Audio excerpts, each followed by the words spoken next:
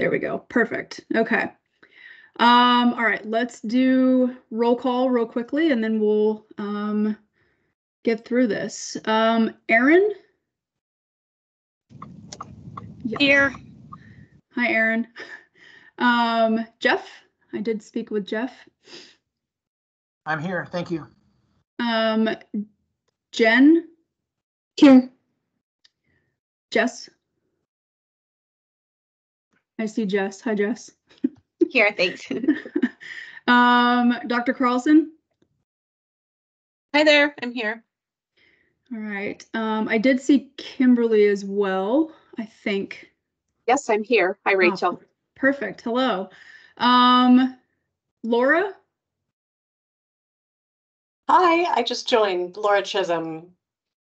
Hi, Laura. Good afternoon. Lori? Is Lori here today? Okay. Let's see. Peter? I did see Peter as well, I think. Yep, yes. Present. Hi, Peter. Let's see. Rep Boyce? Okay. And then Senator Solomon? Present. And then Shannon? I'm here. And Vince.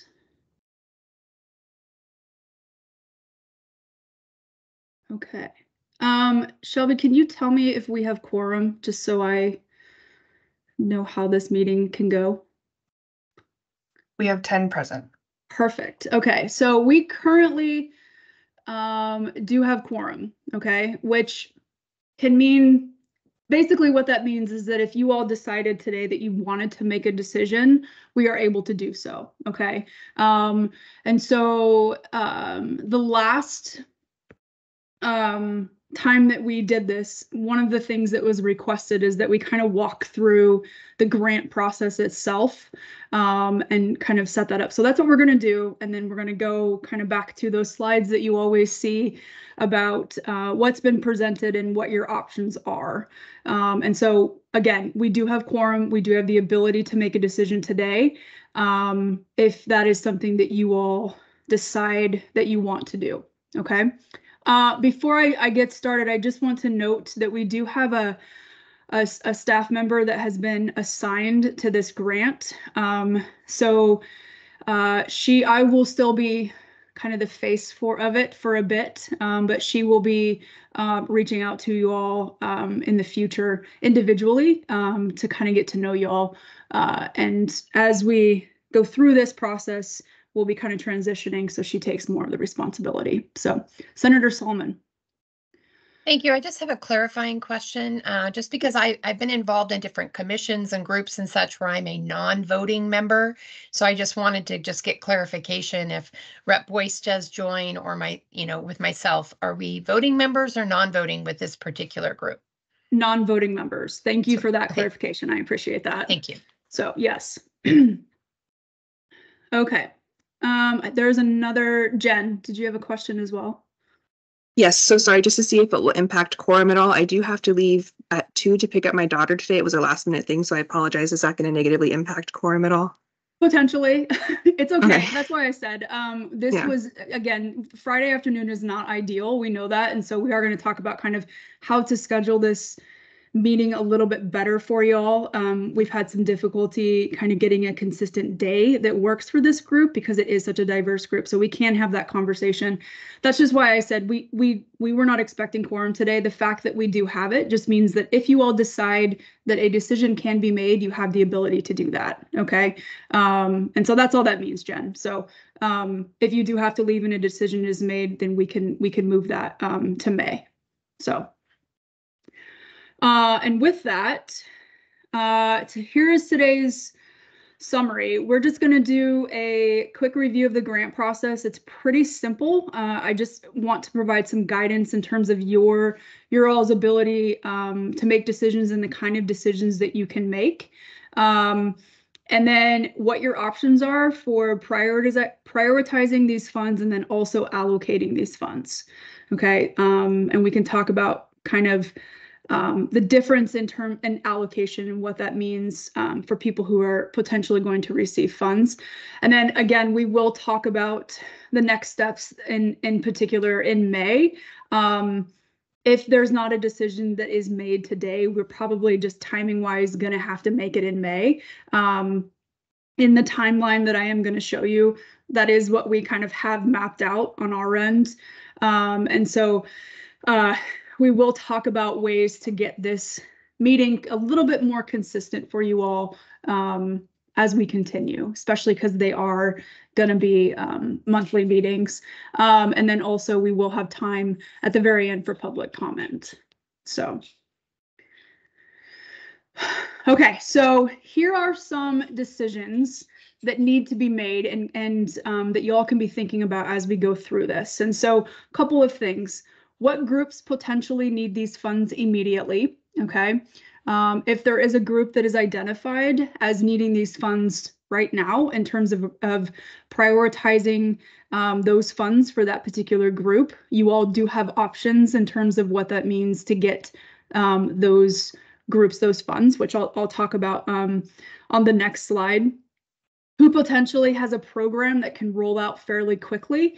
2025 sounds far away in the grand scheme of things of how grants work and funding decisions are made. 2025 is not that far away. And so identifying groups that could take this money quickly, have a program up and running, or potentially in the planning stages now that could have something ready for 2025. What are these funds needed for? This is something that you all have, heard different groups present information where these funds could go. And so along with kind of that prioritization question is what are they actually needed for, and who, what groups potentially could benefit the most from this particular first allocation of funds of the 3.1 million. And then the project period. And so just to kind of give you a little bit of a breakdown on project periods, there's grant periods. The grant period is usually tied to funding. And so we get funds in a particular year. So if let's say we're awarded funds in 2024, the grant period may end in 2025. And so what that means is like we have a year of the grant period. However, we could extend the project period to 6 more months to give grantees the ability to spend those funds. Okay, so they're two separate concepts. And so on our end, CJC's end, we track both, and we are responsible for tracking the grant period as it relates to getting funds out in a timely manner and reporting those accordingly. But the project period is something that if you think a group that has these funds is going to need more time to spend, we have some wiggle room with that project period.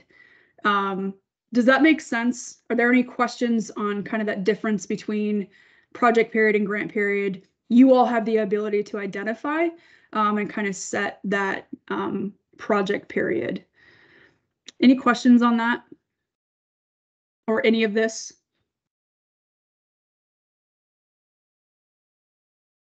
Okay. So funding options, a few options that you all have when identifying these groups. So it can be a solicitation that would be released by CJC. Eligible applicants would be identified by you all, like who could apply for those particular funds, and then those applicants could apply. And so that's a very straightforward, very typical process for a grant. And again, it would take some time to get that together, to get a solicitation together. The grant process, we do have to allow them a little bit of time. Typically with CJC, we allow 45 days for an application process to get it back to us, and then we would then present those applications to you all for decisions. So that's a very straightforward, pretty common way for grant funds to go out to applicants. You also have the ability to just directly award funds to a project or an active program. And so if they're, again, going back to the kind of that prioritization, who needs funds immediately, who can use these funds, if you all have a group that is identified and you would like to allocate funds to that group or to that project, you have the ability to do that without a solicitation, or you just have to identify that group or identify that active project, and then funds can go to that group. And then also you have the ability of within that 3.1, you can also set aside specific funds or a specific amount of funds for a specific group of people or eligible applicants. Okay, so these are your options in terms of prioritization, identifying groups who need the money, identifying groups who can spend the money, and then also identifying the appropriate project period for this first allocation. These are your options in terms of how you all want to see, or where or how you want to see these funds made available to potential applicants. So is there any questions on this? Are there any comments? Is there any sort of first thoughts or reaction to any one of these options that may make sense? Shannon. I don't know if I'm asking out of the order of your slides, but have you told us yet what the allocation amount is in total? Yeah, so that's a great question. So for the 2022-23 allocation, this is what we're kind of working with right now. It's 3.1 million. And then we are, and I can just do this and that might help a little bit. In this spring of 2024, we will be applying for the 2024 allocation, which will be 1.5 million.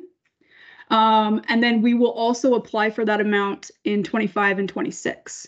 And so what that means is if you identify a group currently that you want to allocate funds to, you can continue to have these discussions because funds will be available to other groups as we move through this, if that makes sense. And so if you want to prioritize funds now to specific groups, it doesn't mean that you can't give funds to other programs or other projects that will qualify as well. So this is kind of the timeline that we have. We do have to have a program narrative change to BJA by the end of their fiscal year, which is September 30th. And so that's kind of why we would like this decision to be made by May, just because on our end, we do have some technical things that we need to do to make sure those funds go out. So, Senator, did that answer your question? Shannon, okay. Senator Solomon. Thank you so much. And I also don't know if I'm talking out of turn here, but I am curious when you're talking about selection process and criteria and such, is there something built into an accountability side? So if someone is going to be considered, like what is the accountable results? What are the measured results that they will bring from this program and this investment? Is that part of that? Yes, and so on the back end, there is federal reporting. So whenever we subaward federal funds to a group, we are required to, as is the subawardee, right? They are required to report findings or report certain things that the BJA requires. And so every grantee across the length of this grant will be required to submit reporting. Absolutely. There's some accountability. So any questions on any of the two previous slides, this timeline? Is there any sort of reaction or thought about where these funds could possibly go? I know you all have you've seen the next three slides, I feel like every time I've presented at least, but this is just a reminder of the different groups that have provided information to you all across the past few meetings that we've had, every meeting that we've had. And so this is just kind of gives you an idea of the different kinds of projects and groups that are out there, and potentially might provide you all with some guidance in terms of prioritization or how you want this money allocated. I'm just going to pause here. The other two slides that I have beyond this are also the priority areas. I can keep this up if y'all kind of need some guidance, or I can toggle between these two slides. But essentially, this is where these priority areas have been defined, and where funds can potentially go. And now I'll stop talking for a second.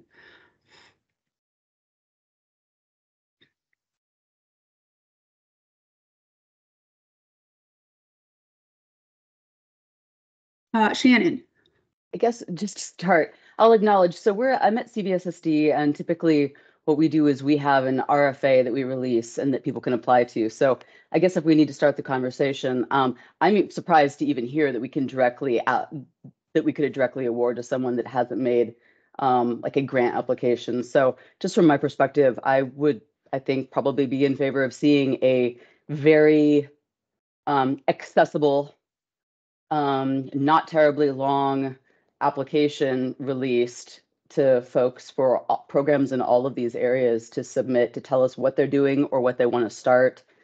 And I realize that either now or in the future, even along those lines, you probably want to pick priorities or focus on different areas. But for me personally, walking into this, having heard all the presentations, there's lots of good information, lots of good programs, and also the money seems to need to get out the door. That's just, I think, where my mind goes and where my experience with grants goes as well. So for what it's worth.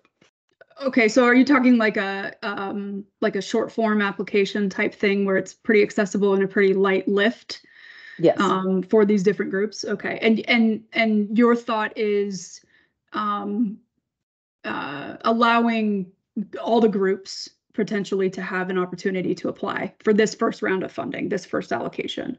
It's just a general idea, but yes. Okay. Nope, that's what we're here for. So thank you for that. Sheriff, I think your hand is up. Sorry, I can't. Yeah, thank you. Okay. I'm in uniform, so. Nope, I also can't see very well, so you're good. I was thinking about the same thing yesterday about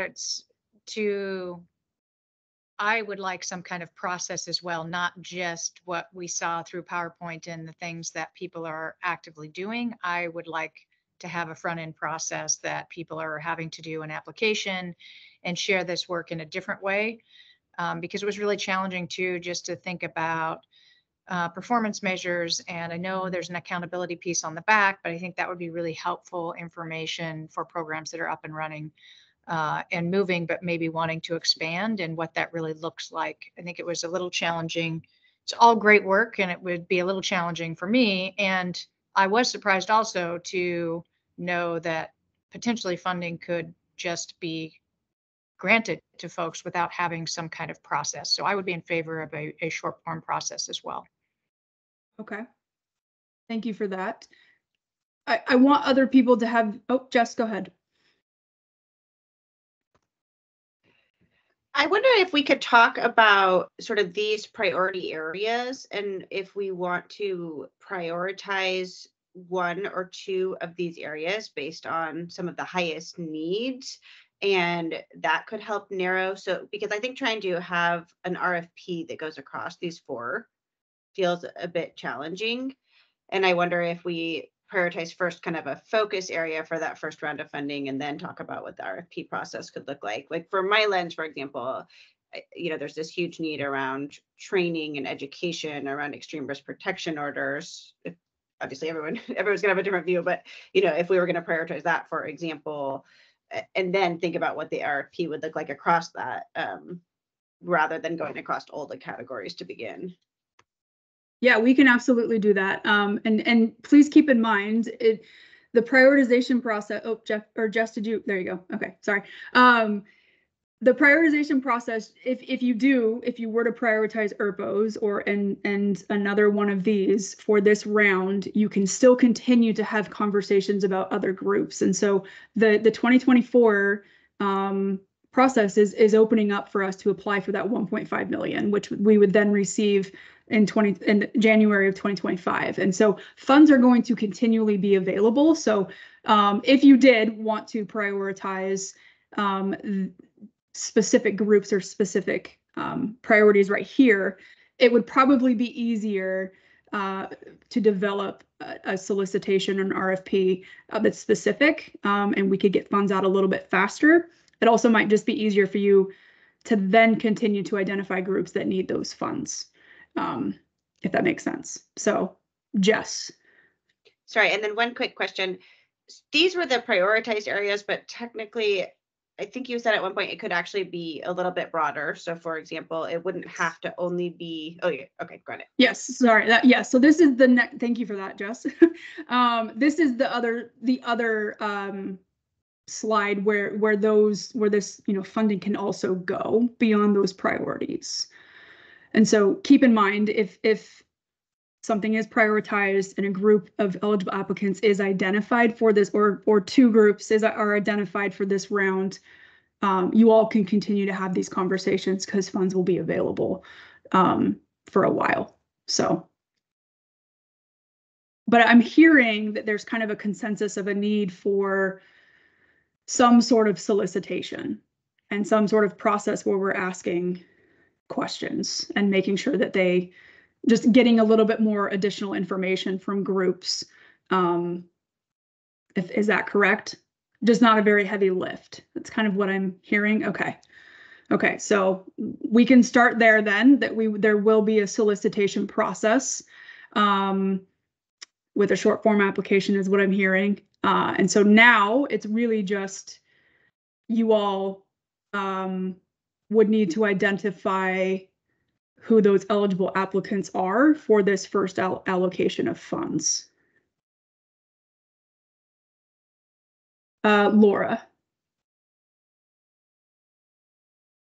First of all, apologies for being off camera today.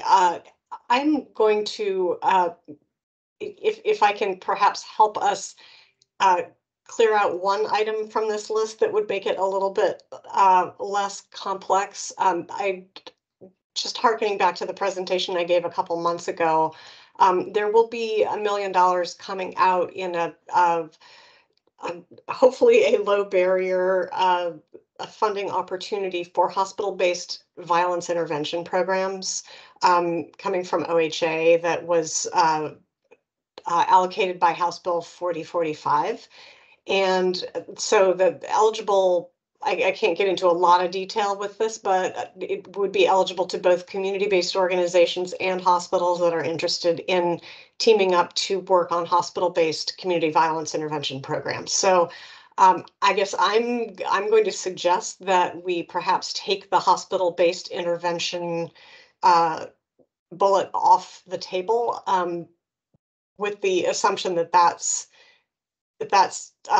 specifically referring to those types of evidence-based programs, and which is not to say that those are not incredibly important. They are evidence-based, they're great programs, and there's going to be another funding source for that. So just wanted to remind everybody of that. Thank you, Laura. Also, just to clarify, the recommendation is just for this first round of funding, right? It doesn't mean that they can't be considered. Okay, perfect. Yeah, and also, sorry to clarify too, on this, the second major bullet under community violence intervention programs, I think I'm just referring to the first sub bullet of hospital-based intervention. Community violence interrupters that's something kind of different. Environmental design, crime prevention is not going to be funded through that mechanism and is evidence-based, as we've heard. And youth firearm violence prevention is also not covered there. So just wanted to make that clarification. Perfect. Thank you for that. Any other thoughts? Does anybody need me to go back to any previous slides? This again is the priority areas that have been identified. And these are the groups that have at least presented information to y'all within the past 9 months or so. Rachel, could you go back one slide real quick? There was something that caught my eye and I was just trying to catch it. Thank you. Yep.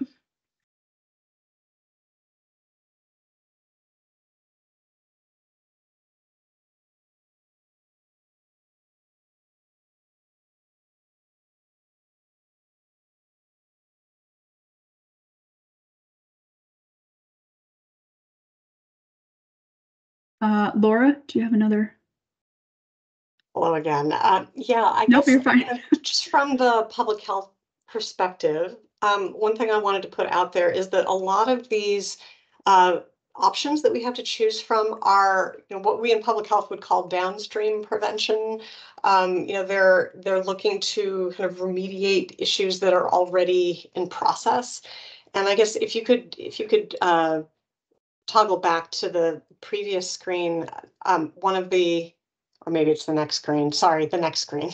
Okay, no, it's okay. Yeah, Okay. I was just thinking about community violence interrupters, credible messengers, environmental design, youth firearm violence prevention. Like those are like what we in public health refer to as primary prevention, and so they're really about helping to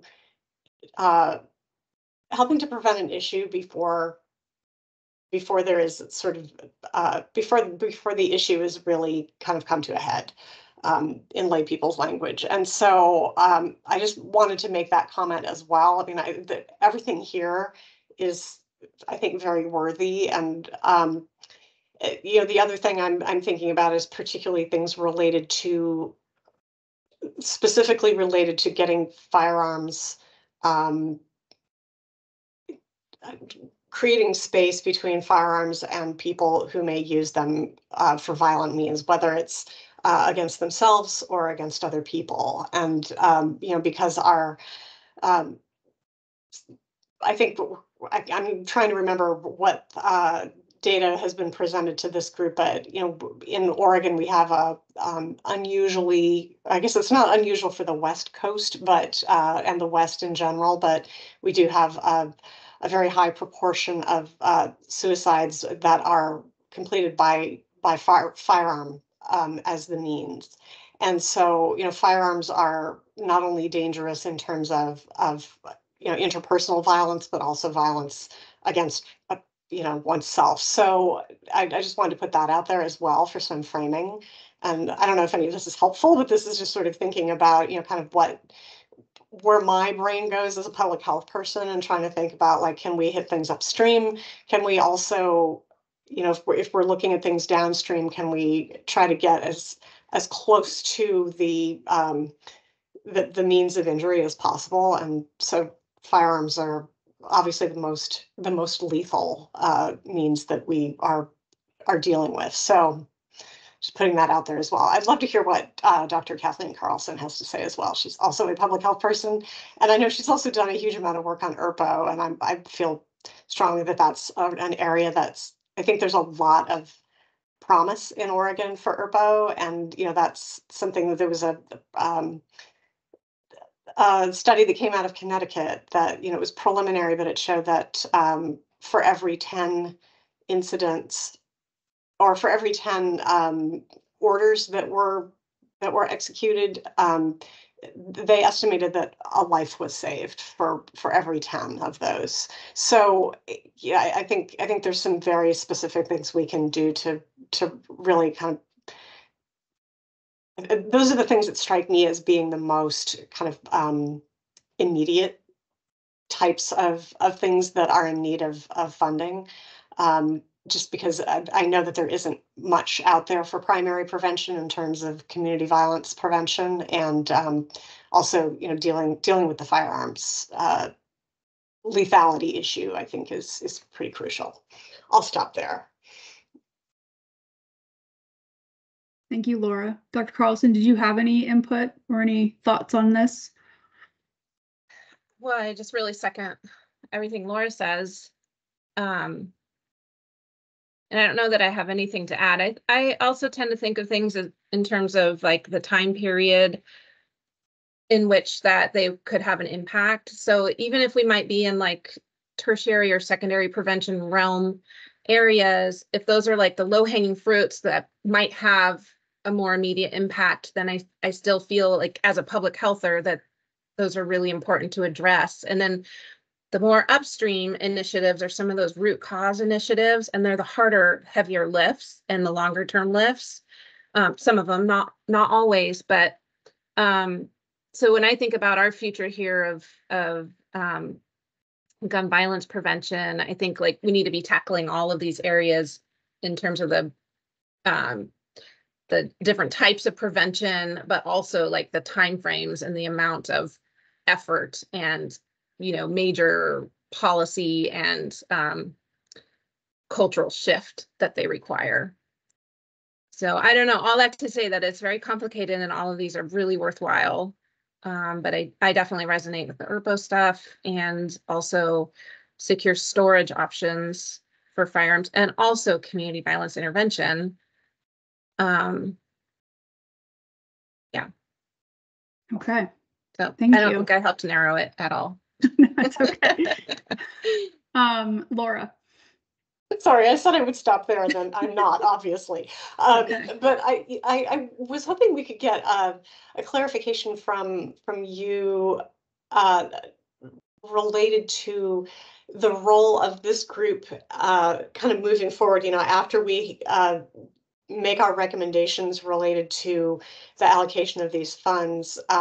Would there be opportunities for us to potentially serve on committees that are scoring applications and making decisions about how those funds get awarded, or would that be really more of a CJC staff kind of a function? Because I also have a lot of thoughts there, but I don't want to burden us with those just because I've administered a lot of state grants, and we've had some very successful experiences working with low barrier grant opportunities, and that are particularly equity focused and that are really focused on getting funds to communities, and really to community-based organizations that can provide culturally specific approaches.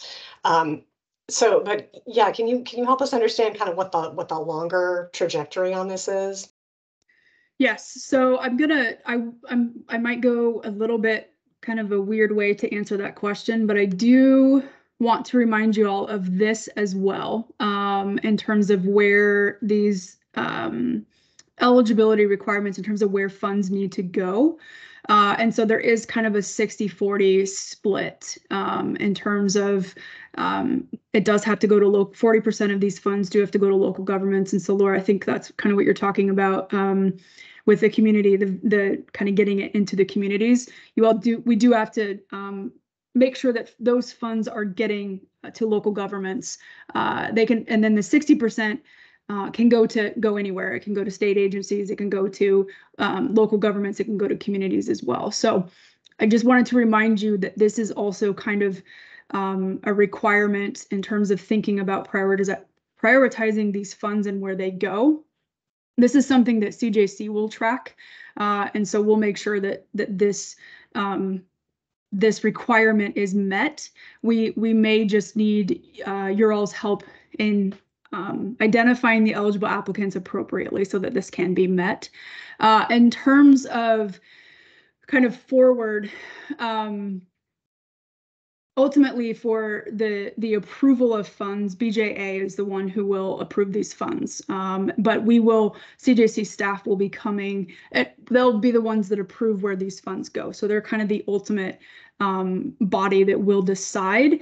But we CJC staff will be coming to y'all with these applications to make sure that they meet your all's priorities, your all's expectations before they are submitted for final approval. So it is a little bit different from a state grant, just simply because BJA kind of is the one that's making those decisions. And so it's got a little bit of a different flow to it as funds are decided, or it's decided where funds are going to go.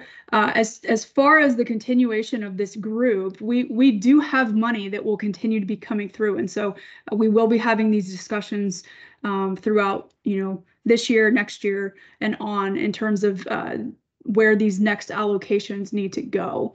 And it'll be kind of the same process. Again, you'll have the ability to do solicitations, or you'll have the ability to allocate money to specific projects directly.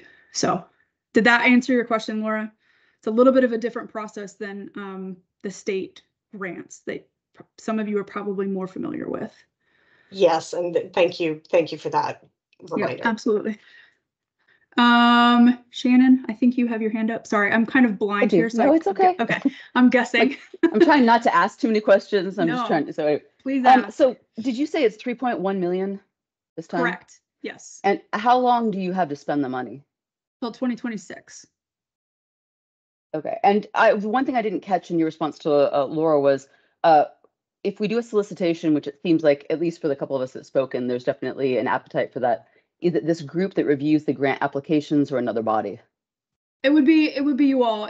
You all would not have final approval, but we would definitely bring them to you all to review, especially if you're setting the eligibility requirements and kind of those expectations. You know, any feedback on what you all would like to see on a short form application would be helpful for us.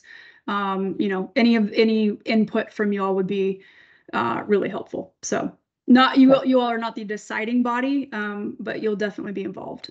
So okay. Kimberly. Thanks, Rachel. I have a question about setting the program or the priorities for these applications. Mm-hmm. Are the applications then limited to those priorities, or can anyone with a program within the scope apply? It's just you may be given preference if you meet one of those priorities. So that, are you talking about?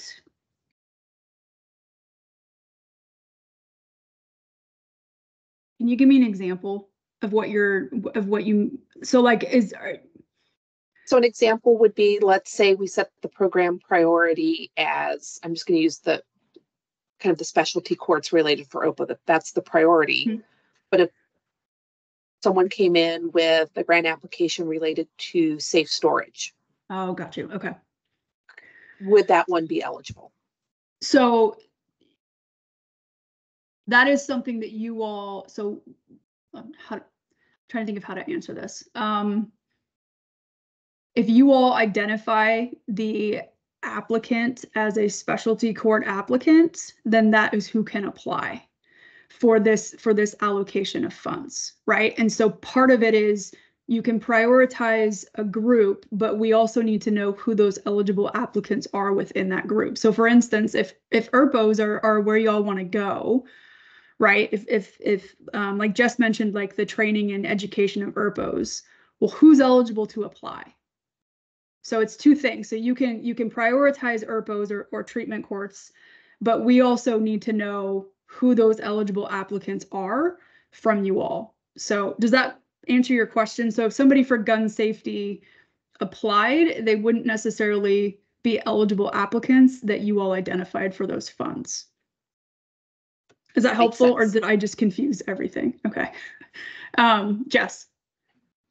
And some of those eligible applicants are already determined, right? Because it can be like local county or nonprofit, et cetera. So some of that's already defined. Yes. And my hesitancy with going with a really broad is, you know, you could have hundreds and hundreds of folks who apply. And so if we, for example, focused on ERPOs and secure storage, including maybe evaluation in round one, and then, you know, as 1.5 mil, and then in the second 1.5 mil put courts there, I just think it might narrow, and it could go the other way, but it just might make the process easier, because otherwise we will have such a breadth of applicants.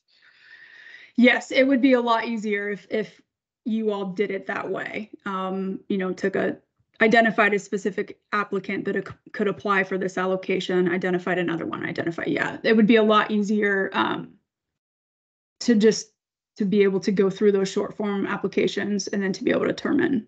It also would speed up the process of getting funds out as well. So any other thoughts or comment? I honestly don't know what my next slide is.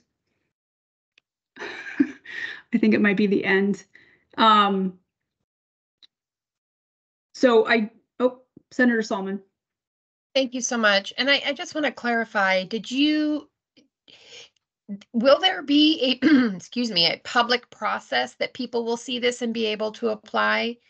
I want to make sure too, I mean, are you suggesting that we bring applicants or the group bring applicants?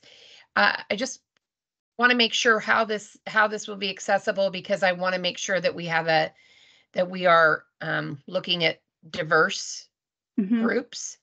And that's a great question. Yeah, no, we would not expect you all to bring applicants to this. We would just release a solicitation. We have a list of interested parties that we keep that kind of track CJC. They probably get a lot of emails from us, but we do send announcements like this or applications or, information in terms of when grants are happening to interested parties. And so that's what we would do. There isn't an expectation that you all bring applicants to this particular. If you have one and you wanted to identify one and tell them, obviously that would be something that you could do, but not in terms of identifying and then bringing to us. No. I do a follow-up. Yep, of course.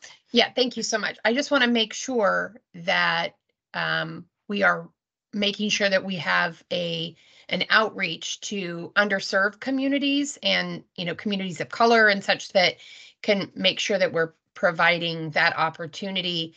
It may also mean that maybe some of these organizations, will there be language accessibility, so that if this community group is serving, I wouldn't want language to be a barrier to being able to apply for this. So okay, yes, that's something. All of those things are something that we would consider. Absolutely.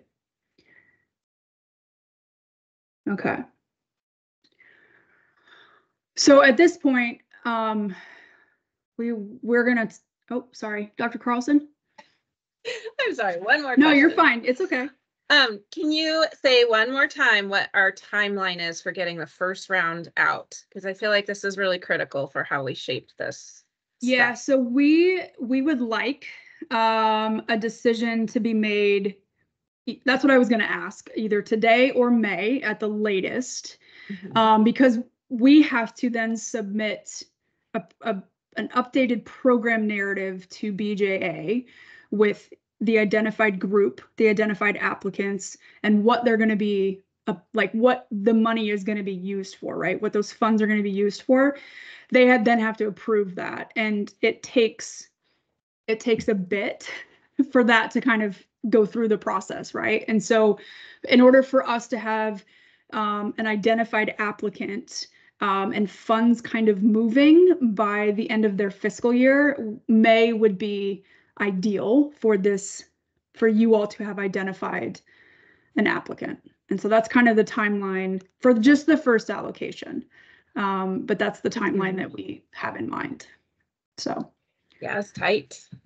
And sorry, yes. Just making sure I'm following what you're saying. You need to have the org or if it's government, like local government, that needs to be identified by the end of June, or just the prioritized area?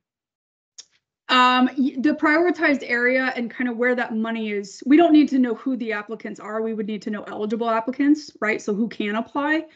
And then we would need to know what they're applying, like what these funds are going to be used for, to give a new program narrative to BJA for this allocation.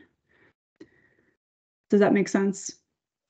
Yeah, so it's, sorry, one more follow-up, okay. Just to be clear. So for example, it could be ERPO, education and awareness, ERPO, research and evaluation, secure storage, and that could all then give you a category of who could do that. Okay, thanks. Correct. Yeah. So when CJC applies for these funds, right? When we apply for the 2024, we are required to put in a program narrative of what we are going to be using these funds for.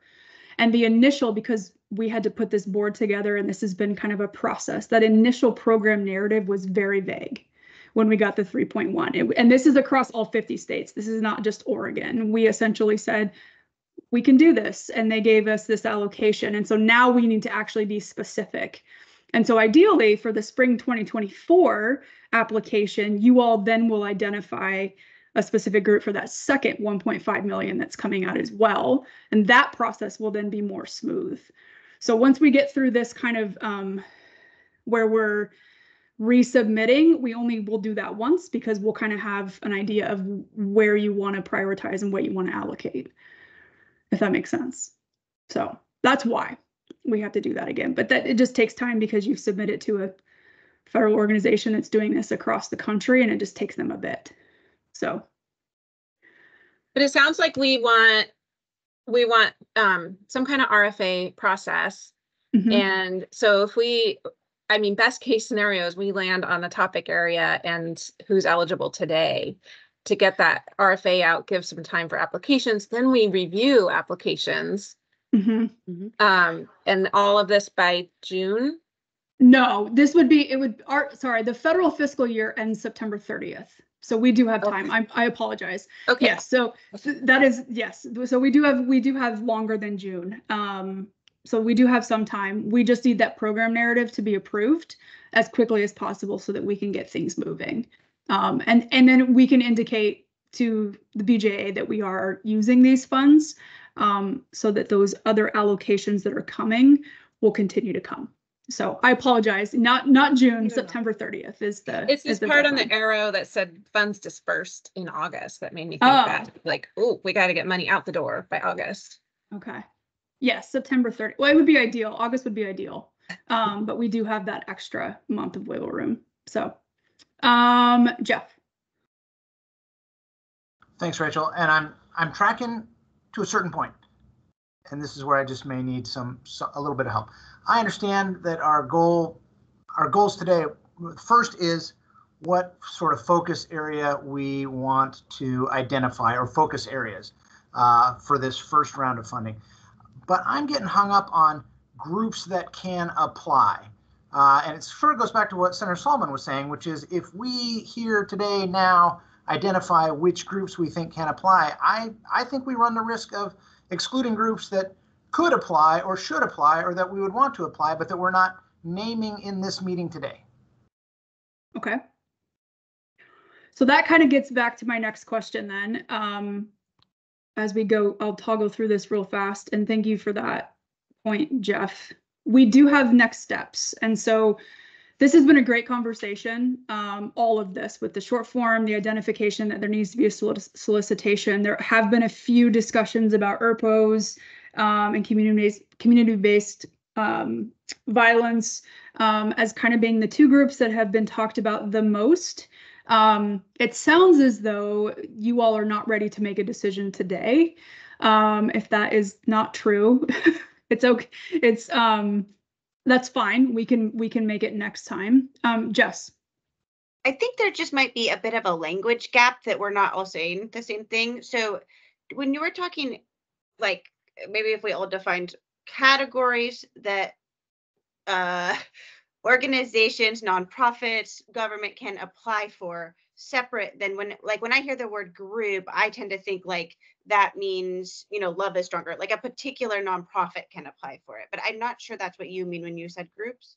Correct. Yes. I mean like local governments, counties, cities, law enforcement agencies, CBOs. Those are the types of applicants, eligible applicants that you all need to decide who can apply.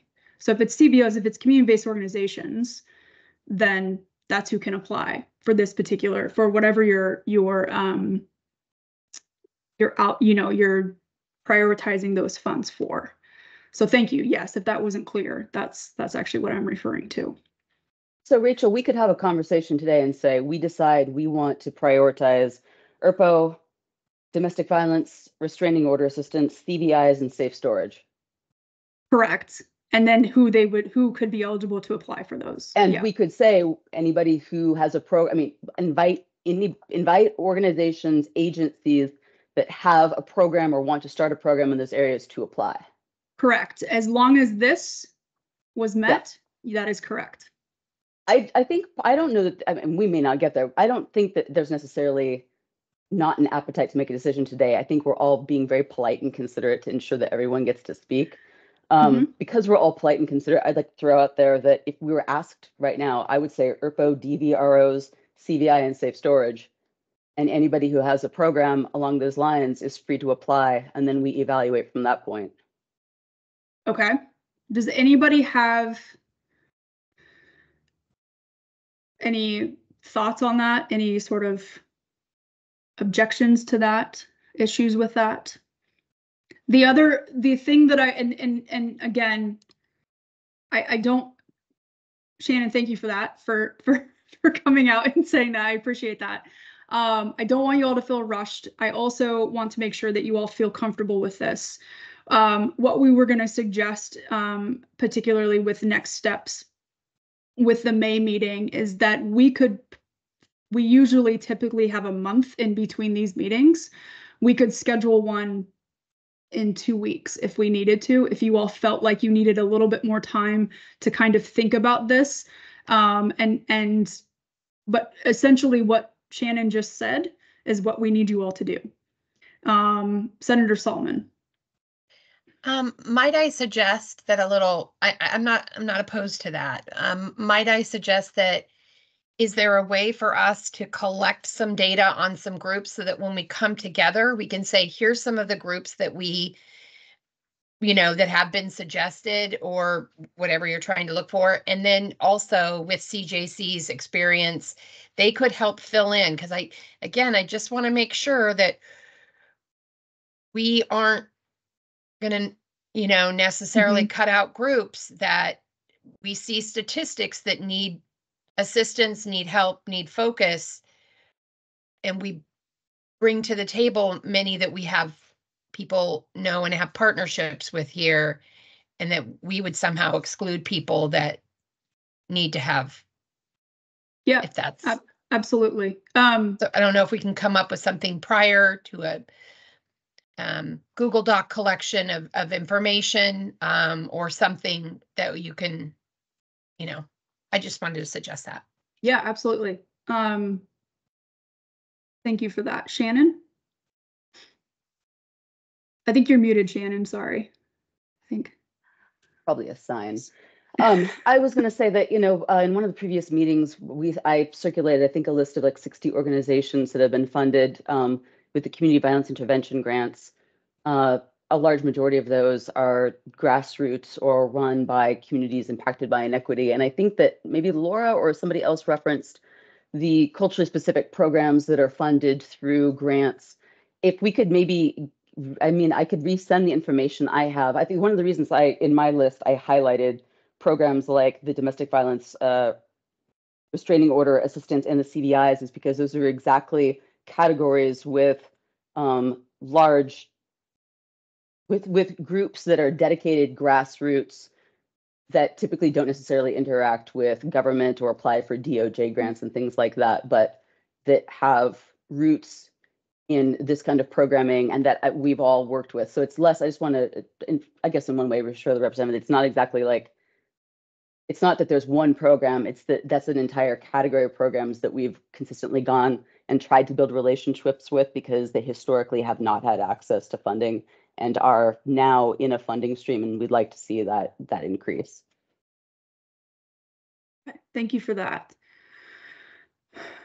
Jess. And just want to note, so I appreciate your attention there as well. And I think that one thing our group should consider is also looking at programs that are newer. Like a lot of times in this kind of funding, there's a lot of hard requirements about existing budgets. And yet, for example, like if we want to reach, Spanish speaking communities in more rural Oregon, we would be more open to things that are new because there's real gaps there. Like there's not messaging around secure storage in Spanish, et cetera. So I just appreciate the senator bringing that up. And also, I think we can do some of that through how we create a pretty simple design. And then it's an open RFP, right? So we don't have to have specific groups, but doing outreach to them makes a lot of sense. Yeah, thank you, Jess. And also, there is a planning, we could have programs that are in the planning stage versus kind of the or implementation stage versus existing. So you all have the ability to also identify that. So that is something that we can consider. So I think we're about to lose quorum, so I'm going to assume that we are not voting today, and that's okay. This has been a fantastic discussion, and we will make sure that, I've kind of been taking notes, and we'll make sure that we identify the groups that have been talked about kind of through that list, through this discussion, and bring it back to next meeting and continue this, right? We would like a decision to be made in the next meeting, just so that we can kind of keep to our timeline. Does anybody have any sort of input on how, oh, Dr. Carlson, go ahead. Is there any of this process that can occur in between meetings, like by vote through email, or? We're not able to, only because it is a public meeting, and so okay. it does have to happen in public. That's why. So that is why, though, I was gonna ask. So we've been scheduling these meetings according to the doodle polls that you receive, and we've just scheduled them on the times where the most people say that they can attend, which is why it's on a Friday and then on a Tuesday and then on a Wednesday. And it really just has been, we are just trying to get as many people to be able to attend as possible. Jess, is your hand up? I'm sorry. Go ahead. Oh, you could finish first, sorry. I was just going to say, so if y'all have any input on a way to do this better, that would be helpful. We did, I think, initially try to get reoccurring meetings, and it just didn't quite work out.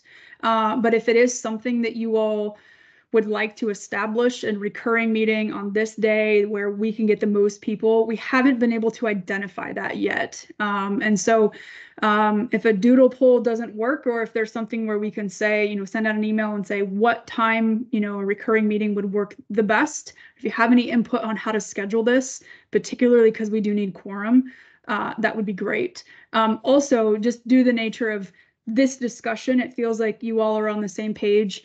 And a decision could be made in our next meeting. We don't have to wait a month. We could have this early May. If that's something that you all would be amenable to, it would just make this decision go faster. So any input, I know that there's been some frustration with this meeting, and it really just is because we try to get the most people here at the same time, and it just hasn't been consistent. So any thoughts or input on that would be fantastic. So, Jess. Just Rachel, want to say I really have appreciated you. It's like stepping into this work. I know you stepped in. Thank you. I just wanted to ask, per Kathleen's point, could we do a survey that allowed people to share their high priorities that then was shared publicly, so that if folks aren't comfortable saying in the meeting, like, actually, that's not my priority, but then it was shared publicly, or does that violate the public rules? That is a good question. I might actually, Ryan, are you on here?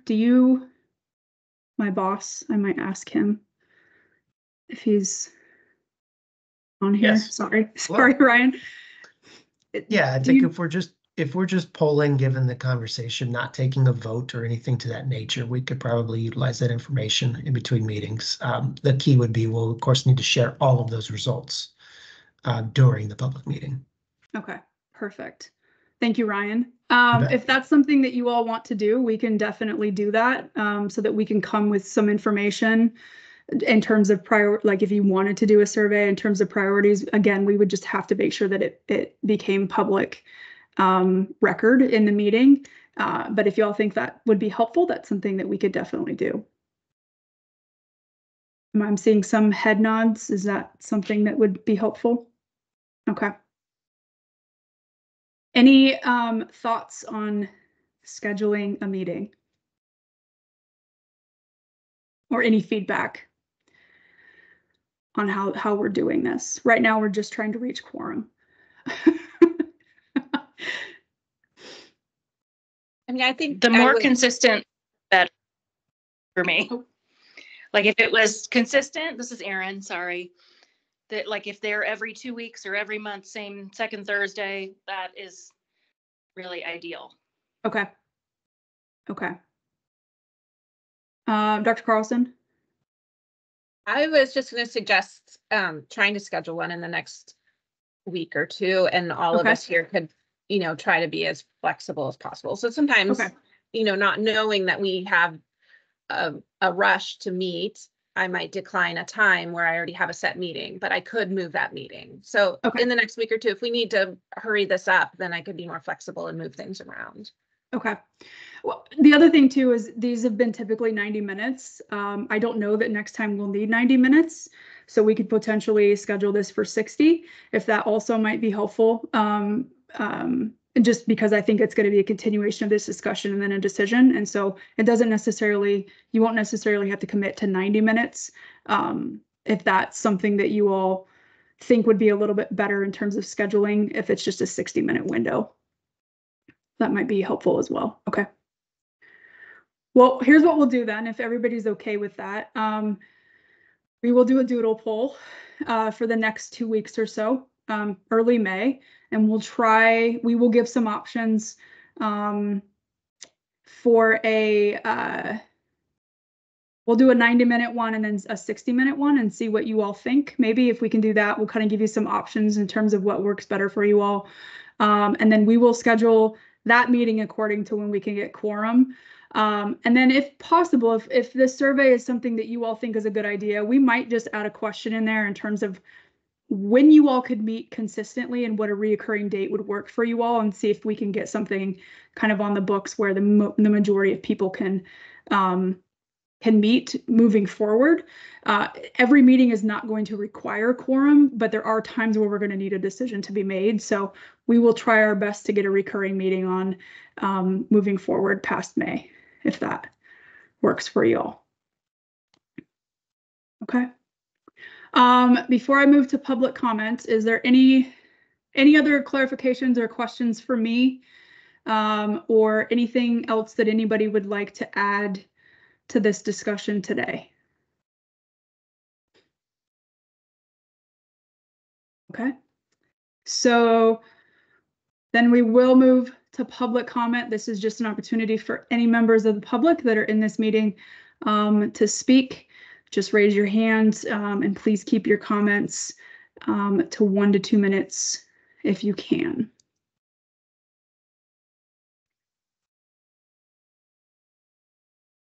Okay, and I'm not hearing any. All right, that is all I have for today. I appreciate you all being here, especially on a Friday afternoon. I hope you all have a great weekend, and just, we'll get stuff out to you as soon as possible to get this next meeting scheduled, and we'll keep moving forward. So thank you all. Have a great weekend. Thanks, Rachel. Bye. Thank you.